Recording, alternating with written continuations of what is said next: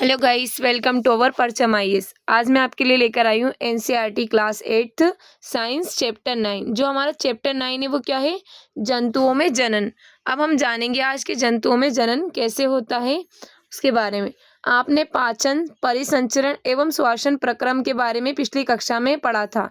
क्या आपको इनके विषय में याद है? ये प्रक्रम प्रत्येक जीव की उत्तरजीविता के लिए आवश्यक है। ये आप पौधों में जनन के प्रक्रम के विषय में भी पढ़ चुके हैं। जनन जाति स्पीसीज की निरंतरता बनाने के लिए आवश्यक है। कल्पना कीजिए कि यदि जीव प्रजनन नहीं करते तो क्या होता। आप इस बात को मानने की जीवों में जनन का विशेष महत्व है, क्योंकि यह एक जैसे जीवों में पीढ़ी दर पीढ़ी निरंतरता बनाए रखना सुनिश्चित करता है। आप पिछली कक्षा में पौधों में जनन के विषय में पढ़ ही चुके हैं। इस अध्याय में हम पढ़ेंगे जंतु किस प्रकार जनन करते हैं। जनन की विधियां। क्या आपने विभिन्न जंतुओं के बच्चों को देखा है? कुछ जंतुओं के बच्चों के नाम सारणी में भरने का प्रयास कीजिए, जैसे कि क्रम संख्या 1 से 5 तक में उदाहरण देकर दर्शाया गया है। आपने विभिन्न जंतुओं के बच्चों का जन्म होते हुए भी देखा होगा। क्या आप बता सकते हैं कि चूजे और इल्ली यानी कैटरपिलर किस प्रकार जन्म लेते हैं? बिलोटे और पिल्ले का जन्म किस प्रकार होता है? क्या आप सोचते हैं कि जन्म से पूर्व ये जीव वैसे ही दिखाई देते थे जैसे कि वह अब दिखाई देते हैं? आइए पता लगाते हैं। पौधों की तरह जंतुओं में भी जनन की दो विधियां होती है। यह एक लैंगिक जनक और एक अलैंगिक जनन, दो प्रकार की विधियां होती है। तो हमें यहाँ पर ये सारणी दे रखी है, सारणी 9.1। हम देखते हैं जंतु और संतति बच्चे, यानी मनुष्य में क्या होते हैं? शिशु, बिल्ली, कुत्ता, तितली, मुर्गी और कुक्कट, गाय, मेंढक। यहाँ पर क्या होता है? मुर्गी का चूजा होता है। तो आप इसको यहाँ पर फील कर सकते हैं। अब हम देखते हैं लैंगिक जनन। कक्षा 7वीं में आपने पौधों में जनन के विषय में पढ़ा था। इसे स्मरण करने का प्रयास कीजिए। आपको याद होगा कि लैंगिक जनन करने वाले पौधों में नर और मादा जनन अंग भाग होते हैं। क्या आप इन भागों के नाम बता सकते हैं? जंतुओं में भी नर एवं मादा में विभिन्न जनन भाग अथवा अंग होते हैं। पौधों की ही तरह जंतु भी नर एवं मादा युग्मक बनाते हैं, जो सलित होकर युग्मनज बनाते हैं। यह युग्मनज विकसित होकर एक नए जीव बनता है।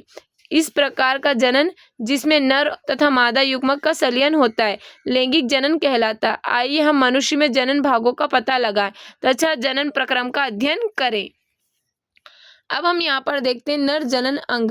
नर जनन अंगों में एक जोड़ा वृषण, 2 शुक्राणु नलिका तथा एक शीशन लिंग होता है। वृषण नर युग्मक उत्पन्न करते हैं, जिन्हें शुक्राणु कहते हैं। वृषण लाखों शुक्राणु उत्पन्न करते हैं, जैसे कि आप चित्र में देख सकते हैं, जिसमें शुक्राणुओं का चित्र दिखाया गया है। शुक्राणु यद्यपि बहुत सूक्ष्म होते हैं, पर प्रत्येक में एक सिर, एक मध्य भाग और एक पूंछ होती है। क्या शुक्राणु केवल एकल कोशिका जैसे प्रतीत होते हैं? वास्तव में हर शुक्राणु में कोशिकाओं का सामान्य घटक पाया जाता है, जैसा कि आप यहाँ पर देख सकते हैं। ये हमें दिखाया गया है मानव शुक्राणु, यहाँ पर दिखाया गया है। ये क्या होता है? सिर, और ये मध्य भाग, और यहाँ पर क्या होता है? ये पूंछ होता है। अब हम यहाँ पर देखते हैं मानव में नर जनन अंग। अब हम इसके बारे में देखते हैं। तो यहाँ पर हमको दिया गया है, ये क्या हमारे यहाँ पर शुक्राणु रहता है, यहाँ पर रहता है शीशन, और यहाँ पर देखते हैं हम ये क्या है? वृषण। मानव में नर जनन अंग। अब हम देखते हैं मादा जनन अंग के बारे में। मादा जनन अंगों में एक जोड़ी अंडाशय, अंडवाहिनी यानी डिंब वाहिनी तथा गर्भाशय होता है। अब हम यहाँ पर देख सकते हैं, इसमें ये क्या है? हमारी अंडवाहिनी, यहाँ पर क्या हमारा गर्भाशय, और ये क्या हमारा अंडाशय, और ये मानव में मादा जनन अंग हमको जो दिखाया गया है। अंडाशय मादा युग्मक उत्पन्न करते हैं, जिसे अंडाणु डिंब कहते हैं। मानव स्त्रियों में प्रति मास दोनों अंडाशयों में किसी एक अंडाशय से एक विकसित अंडाणु अथवा डिंब का निर्मोचन अंडवाहिनी में होता है। गर्भाशय वह भाग है जहाँ शिशु विकास होता है। शुक्राणु की तरह अंडाणु भी एकल कोशिका है, जैसा कि आप देख सकते हैं। मानव अंडाणु ये क्या है? यहाँ पर इसका केंद्रक हमको दिखाया गया है। अब हम देखते हैं, बूझों को पता है कि विभिन्न जंतुओं में अंडे का साइज अलग अलग होता है। अंडाणु अति सूक्ष्म हो सकते हैं, जैसे कि मनुष्य में, अथवा बहुत बड़े भी होते हैं, जैसे कि मुर्गी के अंडे। शुतुरमुर्ग का अंडा सबसे विशाल होता है। अब हम यहाँ पर देखते हैं निषेचन। जनन प्रक्रम का पहला चरण शुक्राणु अंडाणु का संलयन। जब शुक्राणु अंडाणु के संपर्क में आते हैं तो इनमें से एक शुक्राणु अंडाणु के साथ संलयित हो जाता है। शुक्राणु और अंडाणु का संलयन निषेचन कहलाता है। निषेचन के समय शुक्राणु और अंडाणु संलित होकर एक हो जाते हैं। निषेचन के परिणाम स्वरूप युग्मनज का निर्माण होता है। जैसा कि हम यहाँ पर देख सकते हैं, ये क्या हमारे यहाँ पर शुक्राणु है, यहाँ पर अंडाणु है, तो इससे कि ये क्या हो रहा है, निषेचन हो रहा है।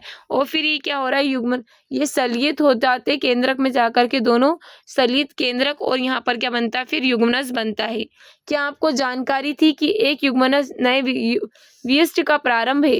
निषेचन के प्रक्रम में स्त्री माँ के अंडाणु और नर पिता के शुक्राणु का संलयन होता है। अतः नई संतति में कुछ लक्षण अपनी माता पिता से तथा कुछ लक्षण अपने पिता से वंशानुगत होते हैं। अपने भाई अथवा बहन को देखिए, क्या पहचानने का प्रयास कीजिए कि उनमें कौन से लक्षण माता पिता से और कौन से लक्षण माता से और कौन से लक्षण पिता से प्राप्त हुए हैं। वह निषेचन जो मादा के शरीर के अंदर होता है आंतरिक निषेचन कहलाता है। मनुष्य, गाय, कुत्ते तथा मुर्गी इत्यादि अनेक जंतुओं में आंतरिक निषेचन होता है। क्या आपने परख नली के शिशु के विषय में सुना है। बूझो और पहेली के अध्यापक ने एक बार कक्षा में बताया था कि कुछ स्त्रियों की अंडवाहिनी अवरुद्ध होती है।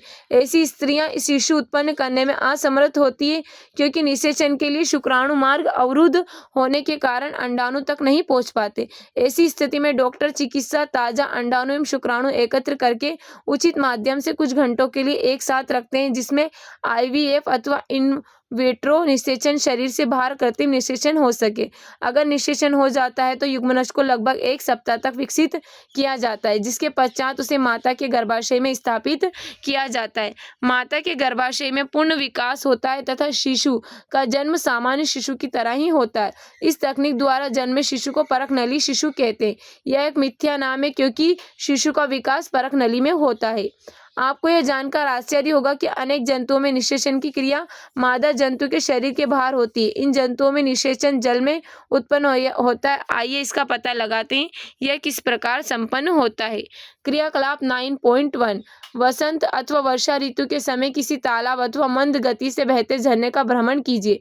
जल पर तैरते हुए मेंढक के अंडों को ढूंढिए। अंडों के रंग तथा साइज को नोट कीजिए। वसंत अथवा वर्षा ऋतु में मेंढक तथा टोड पोखर, तालाब और मंद गति से बहते झरने की ओर जाते हैं।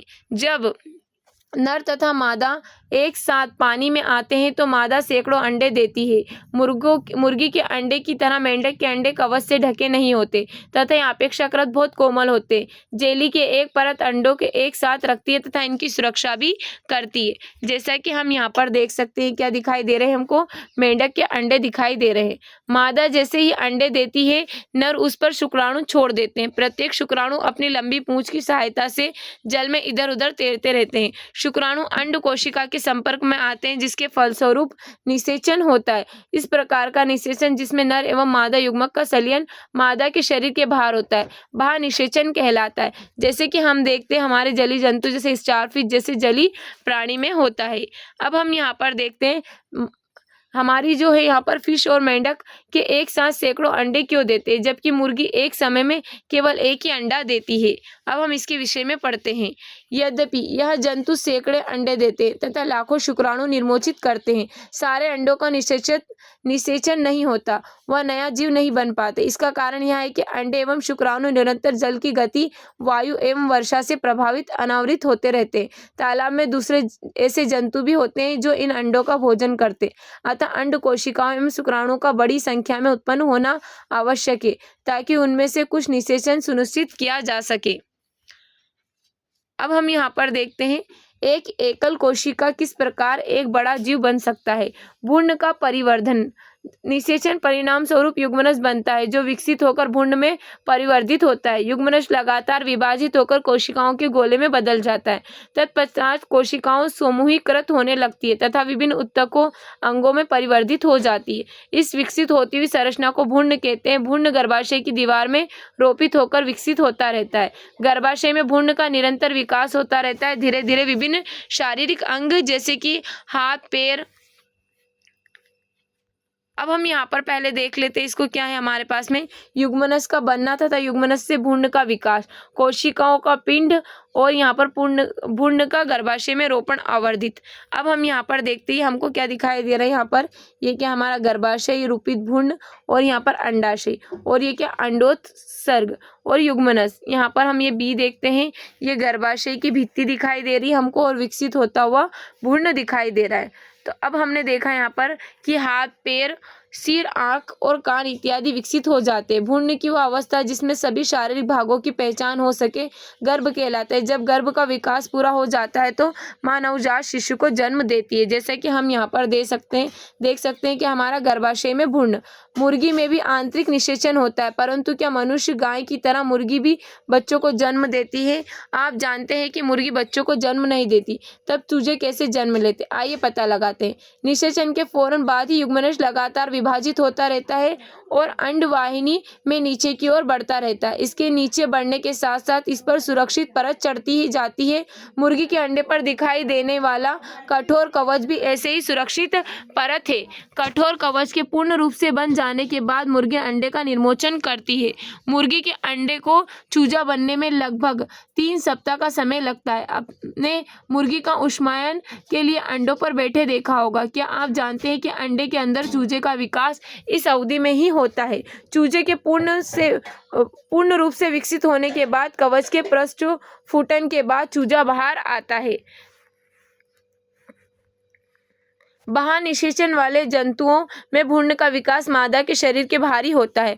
भ्रूण अंडावरण के अंदर विकसित होता रहता है। भ्रूण का विकास पूर्ण होने पर अंडजोत्पत्ति होती है। आपने तालाब अथवा झरने में मेंढक और अन्य टेंडपोल तैरते हुए देखे होंगे। जरायुज एवं अंड प्रजक जंतु।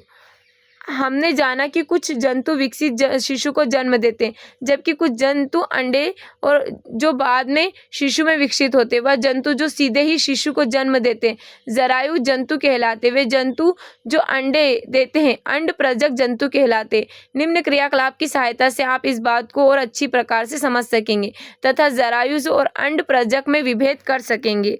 जैसे कि हमें यहाँ पर दिया गया है क्रियाकलाप 9.2। हम यहाँ पर देखते हैं मेंढक, छिपकली, तितली अथवा सलभ मुर्गी तथा कोए अथवा किसी अन्य पक्षी के अंडे का अवलोकन करने का प्रयास कीजिए।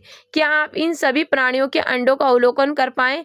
जिन अंडों का आपने एकत्र किया उनके चित्र बनाइए। कुछ जंतुओं के अंडों का अवलोकन करना सरल है क्योंकि उनकी माँ शरीर के बाहर अंडे देती है, परंतु आप गाय, कुत्तों तथा बिल्ली के अंडे एकत्र नहीं कर सकते। यह इसलिए क्योंकि वह अंडे नहीं देती, इनमें माँ पूर्ण विकसित शिशु को ही जन्म देती है। यह जरायु जंतु के उदाहरण है। अब क्या जरायुज एवं अंड प्रजक जंतुओं के कुछ अन्य उदाहरण दे सकते हैं? शिशु से वयस्क। नवजात जन्मे प्राणी अथवा अंडे के प्रस्फुटन से निकले प्राणी तब तक वृद्धि करते रहते हैं जब तक कि वे वयस्क नहीं हो जाते। कुछ जंतुओं में नवजात जंतु वयस्क से बिल्कुल अलग दिखाई पड़ सकते। रेशम के कीट जीवन का चक्र का स्मरण कीजिए। अंडा, लार्वा अथवा इल्ली, व्यूपो, वयस्क, जिसके विषय में आप कक्षा 7 में पढ़ चुके हैं। मेंढक इस प्रकार के जंतुओं का अन्य उदाहरण है।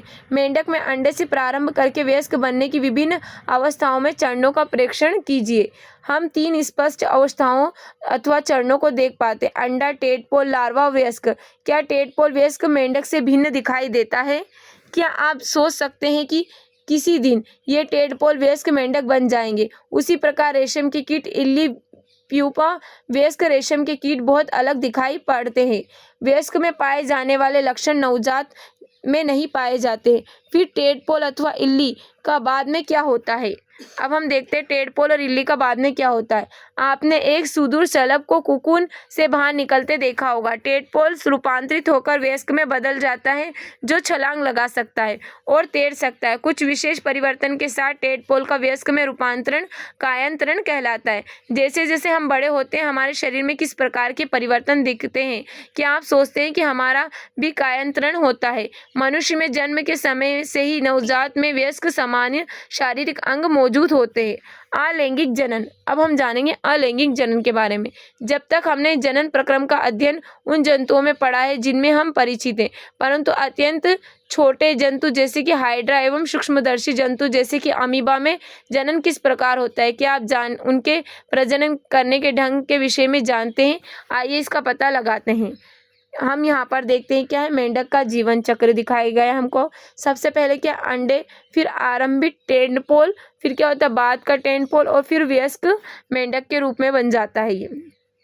यहाँ पर देखते हैं हम क्रियाकलाप 9.3। हाइड्रा की स्थायी स्लाइड लीजिए, आवर्धक लेंस अथवा सूक्ष्मदर्शी की सहायता से इस स्लाइड का अध्ययन कीजिए। जनक के शरीर से क्या कुछ उभरी संरचनाएं दिखाई देती है, इन उभरी संरचनाओं की संख्या ज्ञात कीजिए, इनका साइज भी ज्ञात कीजिए। हाइड्रा का चित्र वैसा ही बनाइए जैसा आपको दिखाई देता है, इसकी तुलना इससे 9.11 से कीजिए। हाइड्रा में मुकुलन, ये हमको दिखाया गया है।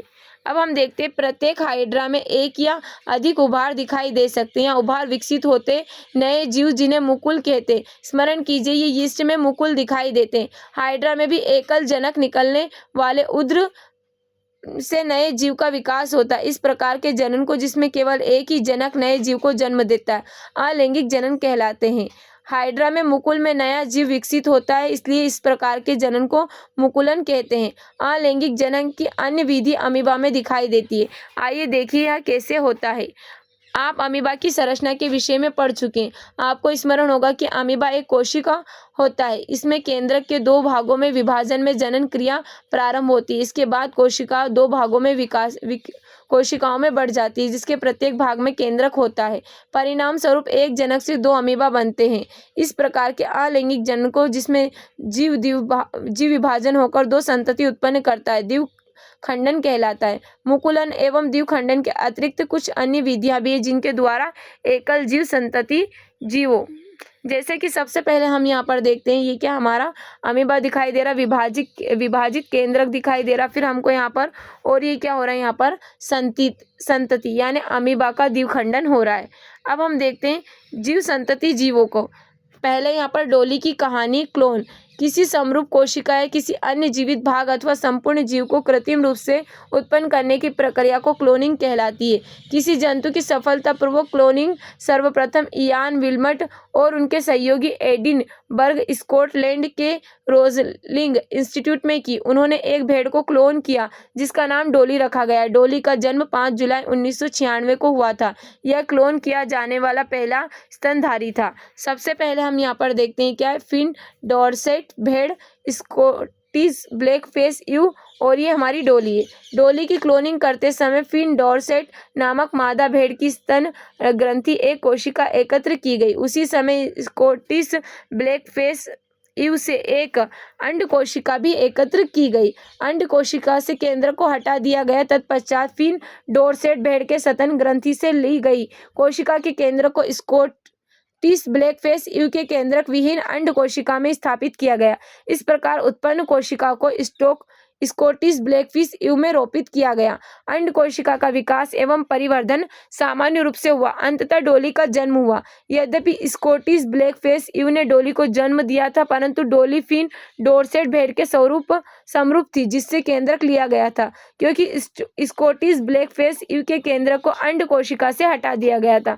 अतः डोली के स्कॉटिश ब्लैकफिश ईव का कोई भी लक्षण परिलक्षित नहीं हुआ। डोली के एक फिन डॉर्सेट भेड़ के स्वस्थ क्लोन थी जिसने प्राकृतिक लैंगिक जनन द्वारा अनेक संततियों को जन्म दिया। दुर्भाग्य से फेफड़ों के रोग के कारण 14 फरवरी 2003 को डोली की मृत्यु हो गई। डोली के बाद स्तनधारियों के क्लोन बनाने के अनेक प्रयास किए गए, परंतु बहुत तो जन्म से पहले ही मर गए थे तथा कुछ ही जन्म के बाद मृत्यु हो गई। क्लोन वाले जंतुओं में अक्सर जन्म के समय अनेक विकृतियां होती है, जैसा कि हम यहाँ पर देख सकते हैं।